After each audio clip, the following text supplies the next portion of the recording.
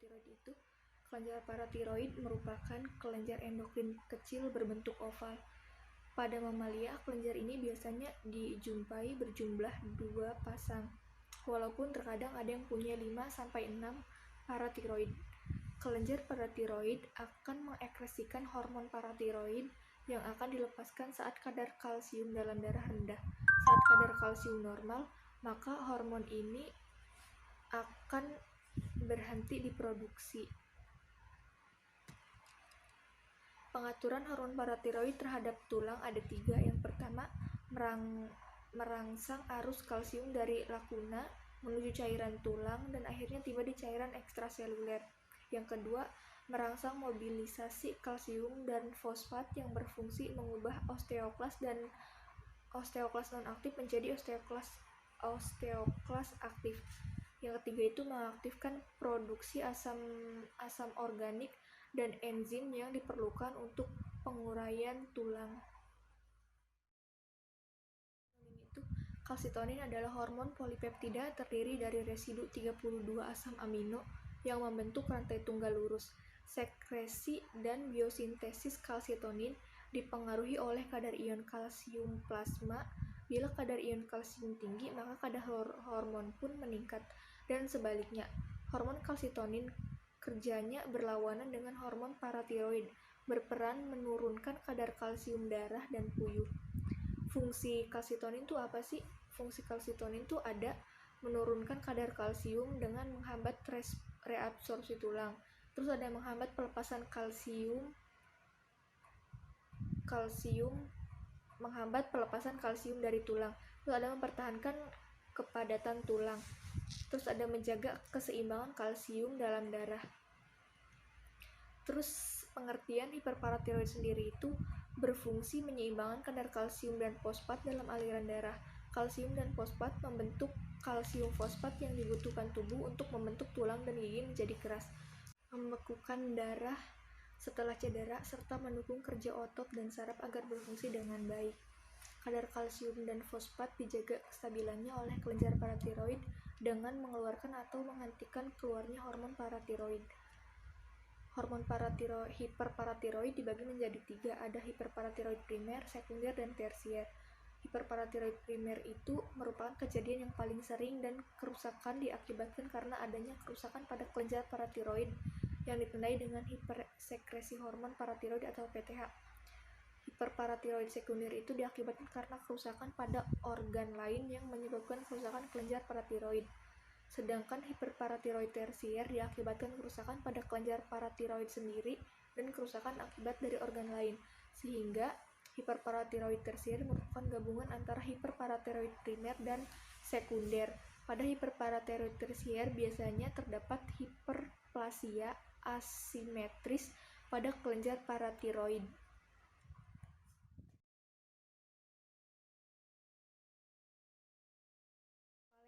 Kasus hiperparatiroid primer di berbagai negara.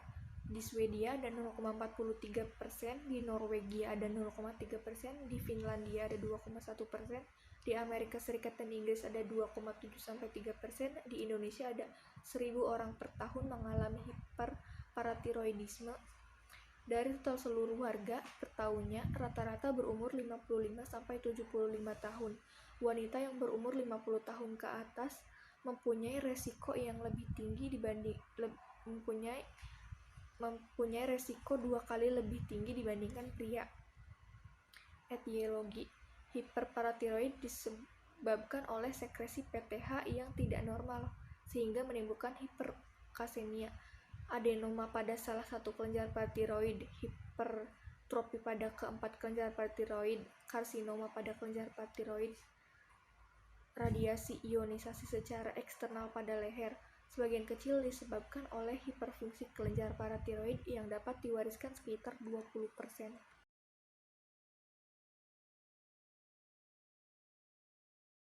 Kelebihan sekresi PTH atau paratiroid hormon, hiperkalasemia, efek reseptor ada 3, yaitu tulang, traktus disseksinal, sama ginjal. Tulang ada reabsorpsi kalsium meningkat, hiperkalasemia, nefrolitiasis, terus penurunan kleresis dan gagal ginjal. Terus ada traktus disseksinal, ada absorpsi usus meningkat sama ginjal, nefrolitiasis sama penurunan klearis dan gagal ginjal. Gejala ketika kadar kalsium dalam darah lebih dari 2,65 milimol per liter, gejalanya itu nyeri di tulang dan jari, nyeri otot lemah, hiperkalasemia, haus, terus sering buang air kecil, konstipasi, dan kehilangan nafsu makan. Ketika kadar kalsium dalam darah menjadi lebih tinggi, biasanya lebih dari 3 milimol per liter, biasanya nyeri abdomen, depresi, sama nausea. Nausea itu gejala mual dan muntah. Terus ada penata laksanaan medis.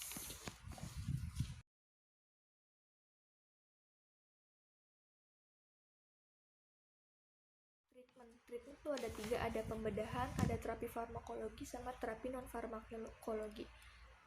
Treatment pembedahan itu pasien yang dilakukan biasanya pada jaringan yang paratiroidnya diangkat. Umurnya itu biasanya lebih dari 50 tahun. Diketahui tanda dan gejala dari hiperparatiroid seperti level kalsium di atas 3 lebih dari 1,0 mg. Terus ditemukan peningkatan hiperkalsiuria. Terus ada kreatinin clearance menurun lebih dari 30%. Terus ada ditemukan osteopenik atau osteoporosis pada pemeriksaan densitometri tulang. Ada permintaan pasien untuk dilakukan operasi. Banyak kerusakan pada kelenjar paratiroid yang ditandai dengan hipersekresi hormon paratiroid atau PTH. Hiperparatiroid sekunder itu diakibatkan karena kerusakan pada organ lain yang menyebabkan kerusakan kelenjar paratiroid. Sedangkan hiperparatiroid tersier diakibatkan kerusakan pada kelenjar paratiroid sendiri dan kerusakan akibat dari organ lain. Sehingga hiperparatiroid tersier merupakan gabungan antara hiperparatiroid primer dan sekunder. Pada hiperparatiroid tersier biasanya terdapat hiperplasia asimetris pada kelenjar paratiroid.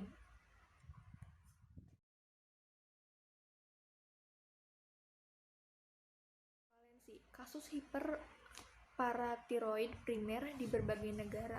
Di Swedia ada 0,43%, di Norwegia ada 0,3%, di Finlandia ada 2,1%, di Amerika Serikat dan Inggris ada 2,7-3%, di Indonesia ada 1.000 orang per tahun mengalami hiperparatiroidisme. Dari total seluruh warga per tahunnya, rata-rata berumur 55-75 tahun. Wanita yang berumur 50 tahun ke atas mempunyai resiko yang lebih tinggi mempunyai resiko 2 kali lebih tinggi dibandingkan pria. Etiologi hiperparatiroid disebabkan oleh sekresi PTH yang tidak normal sehingga menimbulkan hiperkasemia, adenoma pada salah satu kelenjar paratiroid, hipertrofi pada keempat kelenjar paratiroid, karsinoma pada kelenjar paratiroid, radiasi ionisasi secara eksternal pada leher. Sebagian kecil disebabkan oleh hiperfungsi kelenjar paratiroid yang dapat diwariskan sekitar 20%.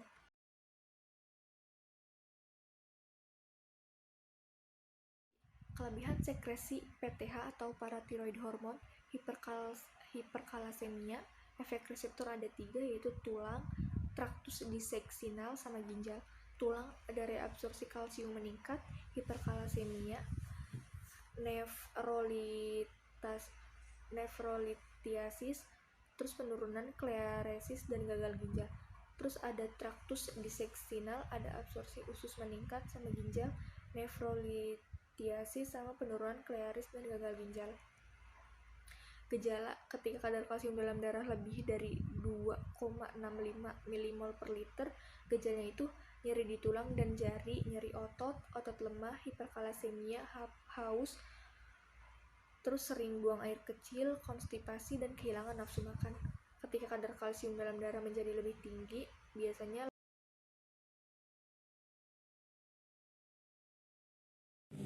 lanjutnya terapi farmakologi. Yang pertama itu ada terapi farmakologi itu kan di sini jelasin golongan obat. Golongan obat yang pertama itu ada fosfat. Nah, si fosfat ini bekerjanya itu nurunin kadar kalsium. Kadar kalsiumnya itu di dalam darah sama di kalsium absorpsi usus. Kedua itu ada bisphosphonates. Bisphosphonates itu dia tuh bekerjanya itu menghambat resorpsi tulang.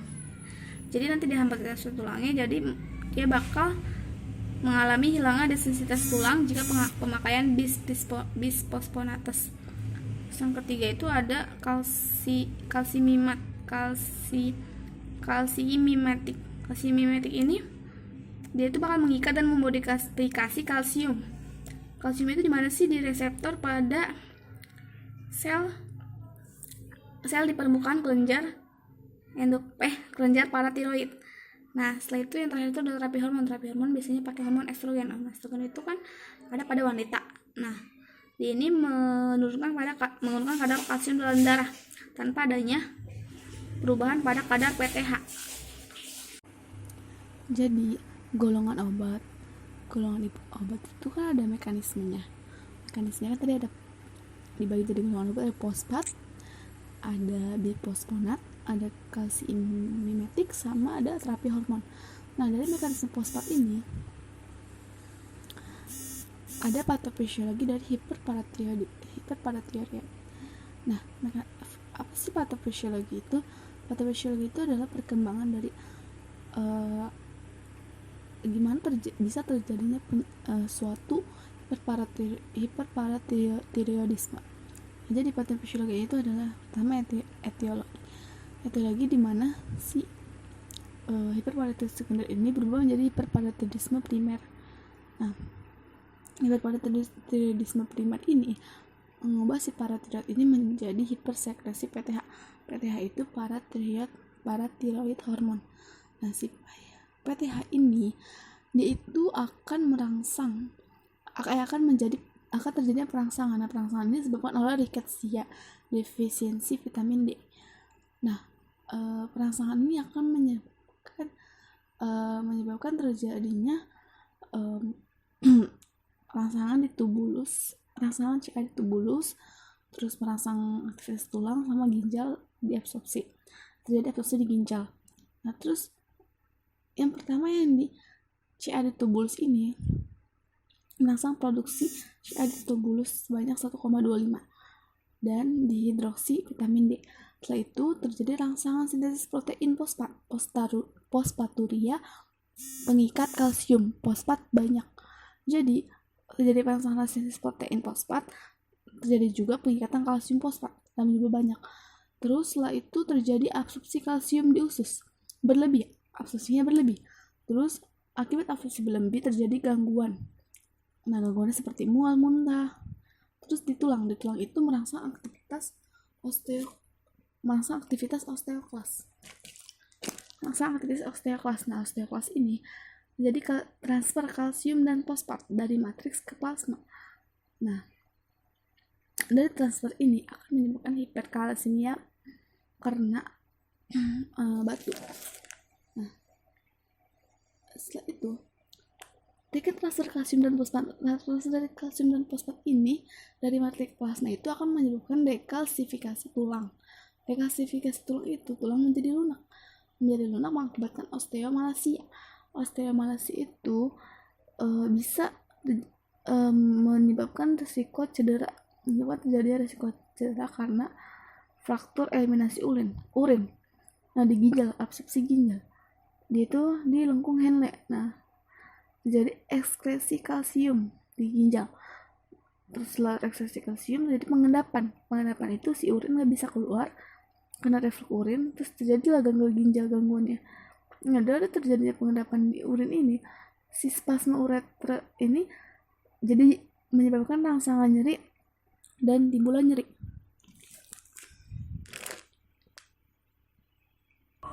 Golongan obat ini kan tadi kan ada fosfat, bisfosfonated, kalsimimetik, sama hormon, terapi hormon. Pertama itu ada mekanisme fosfat. Mekanisme fosfat itu dia tuh dapat menyebabkan penurunan absorpsi kalsium di usus dan menurunkan aktivitas 1-alfa hidroksilase, sehingga si kadar dari ion OH ini di dalam darah rendah. Kadarnya jadi 1,25. Nah, terapi fosfat ini tidak boleh diberikan pada penderita dengan gangguan fungsi ginjal. Jadi pada penderita gagal ginjal itu nggak boleh, dan pada penderita hiperfosfatemia. Ada mekanisme bisphosphonates. Bisfosfonat ini, mekanisme itu bekerja menghambat resorpsi tulang oleh osteoklos. Nah, pada hiperparatiroidisme primer, dia itu terjadi kehilangan densitas massa tulang kortikal, sedangkan tulang trabekular densitas tulang relatif terpelihara. Nah, di beberapa penelitian mengenai penggunaan bisfosfonat, pada hiperparatiroidisme primer menunjukkan peningkatan dari densitas mineral tulang pada tulang punggung dan panggul. Terapi dengan bisfosfonat ini dapat dipertimbangkan pada penderita hiperparatiroidisme primer dengan densitas mineral tulang rendah yang tidak dapat atau tidak ingin dilakukannya operasi. Nah, selanjutnya itu ada mekanisme kalsimimetik. Nah, mekanisme ini meniru kerja kalsium dalam darah sehingga kelenjar paratiroid dapat menurunkan produksi PTH, bekerja mengikat dan memodifikasi kalsium sensi reseptor. Nah, kalsium sensing reseptor ini pada sel shape di permukaan kelenjar paratiroid yang akan menyebabkan peningkatan sensitivitas reseptor terhadap kalsium. Nah, sinasal set efektif dalam menurunkan PTH atau paratiroid hormon dan menjaga kadar kalsium fosfat. Nah, selanjutnya ada terapi hormon. Mekanisme terapi hormon ini yang diambil itu hormon estrogen. Otomatis hormon estrogen itu ada pada wanita kebanyakan setelah postmenopause. Nah, menunjukkan sedikit penurunan pada kadar kalsium darah tanpa adanya perubahan pada kadar PTH atau paratiroid hormon. Atau dia ini menekan produksi TNF sel T dengan mengatur diferensiasi dan aktivitas sel T di sumsum tulang, timus, dan organ limfoid perifer. Nah, sekarang ada terapi farmakologi dengan obat. Terapi farmakologi itu kan berdasarkan mekanisme kerja. Yang pertama itu kan ada dari fosfat. Nah, si fosfat itu contohnya itu pengobatannya pakai oral. Oral itu bentuk sederhana tablet. Kategori obatnya obat harus diresepkan. Kategori C, dosisnya itu 1-2 tablet 1 kali sehari. Nah, kontraindikasinya itu alergi, fosfat oral, sakit ginjal, batu ginjal, penyakit asam lambung, sakit jantung, sakit pankreas, sarkoidosis atau sejenis sakit paru-paru, sindrom malabsorpsi, mual atau muntah. Itu efek sampingnya mual, muntah, kehilangan nafsu makan, sembelit, mulut kering, cepat haus, sering buang air kecil. Selanjutnya, dari golongan obat pada pengobatan terapi farmakologi yang itu ada salsimimetik. Nah, dari salsimimetik ini contoh obatnya itu sediaannya oral tablet namanya Kinakalsep. Nah, kategori obat itu obat yang harus diresepkan, kategori C.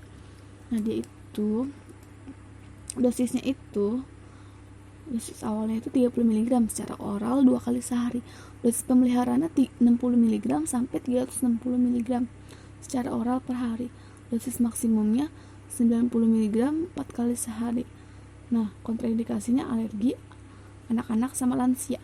Efek sampingnya mual, muntah, diare, kehilangan nafsu makan, nyeri otot, nyeri dada, pusing, dan kelelahan. Nah, selanjutnya dari sediaan salsimimetik itu ada etelkalsetit. Etelkalsetit ini untuk sediaannya injeksi 2,5 mg per 0,5 ml atau 5 mg per mili atau 10 mg per 2 mili lautan dalam botol dosis tunggal. Kategori obatnya obat yang harus diresepkan, jadi kategori C. Dosis awal yang dianjurkan adalah 5 mg yang diberikan melalui bolus intravena. Injeksi 3 kali per minggu pada akhir pengobatan hemodialisis atau cuci darah. Dosis perawatan ini individual jadi sendiri. Dosis perawatan sendiri itu ditentukan dengan titrasi berdasarkan hormon paratiroid, jadi berdasarkan hormonnya, dan respon kalsium serum terkoreksi. Dosisnya berkisar antara 2,5 sampai 15 mg 3 kali per minggu. Nah, dosis itu dapat ditingkatkan dalam 2,5 mg atau 5 mg secara bertahap setiap 4 minggu. Nah, kontraindikasi pasien gagal jantung, efek sampingnya hipokalsemia, memperburuk gagal ginjal, pendarahan gastrointestinal bagian atas sama adinamik bone. Nah, selanjutnya itu ada bisfosfonat. Bisfosfonat itu biasanya digunakan pada penderita hiperparathyroidisme primer dengan intensitas mineral tulang yang rendah dan tidak dapat melakukan operasi. Contohnya itu alendronate. Yaitu bentuk sediaan tablet, secara oral sama infus intravena. Obat yang harus diresepkan. Jadi di kategorinya C. Dosisnya itu 10 mg satu kali sehari atau 70 mg satu kali seminggu hingga 40 mg. Jadi 70 mg satu kali seminggu. Nah, atau hingga 40 mg satu kali sehari. Pemakaiannya selama 6 bulan. Nah, dia itu kontraindikasinya hipersensitif terhadap obat golongan bisfosfonat, gangguan esofagus, kadar kalsium rendah atau hipokalsemia, gangguan fungsi ginjal, kolitis ulceratif, gangguan tulang rahang, hipokalsemia, efek sampingnya, berburuk gagal jantung, pendarahan gastrointestinal, bagian atas adanya bone. Selanjutnya bisfosfonat. Bisfosfonat yang kedua itu ada zoledronic acid. Zoledronic acid ini untuk sediaan injeksi. Ini digunakan pada hiperparathyroidisme primer. Kategori obat itu golongan kategori D, obat yang harus diresepkan. Dosisnya 4 mg infus setiap 3 sampai 4 minggu sekali. Kontraindikasinya anak-anak, gangguan ginjal, hipokalsemia. Terus efek sampingnya pusing, mual, lemas, demam, nyeri otot dan sendi, sakit tenggorokan, batuk, sama muntah. Nah, terakhir itu ada terapi hormon. Terapi pengganti hormon yaitu dengan hormon estrogen. Dia ini tujuannya untuk mempertahankan kalsium dalam tulang. Nah, habis itu terapinya itu biasanya kan pada estrogen itu pada wanita postmenopause. Nah, adanya penurunan pada wanita postmenopause itu menunjukkan adanya penurunan kadar kalsium dalam darah tanpa adanya perubahan pada kadar PTH atau paratiroid hormon. Nah, bentuk sediaannya itu injeksi dan oral. Obat yang harus diresepkan kategorinya obat kategori X. Dosisnya itu oral 0,3 mg per hari. Terus kontraindikasi alergi anak-anak, ibu hamil dan menyusui. Efek sampingnya nyeri pada payudara wanita dan pria, payudara membesar pada wanita dan pria, sakit perut, mual dan muntah, perut kembung, sakit kepala, berat badan meningkat secara drastis, diare, kram dan rasa terbakar pada tungkai, depresi, pusing, rambut rontok, perubahan gairah seksual. Nah, selanjutnya ada terapi.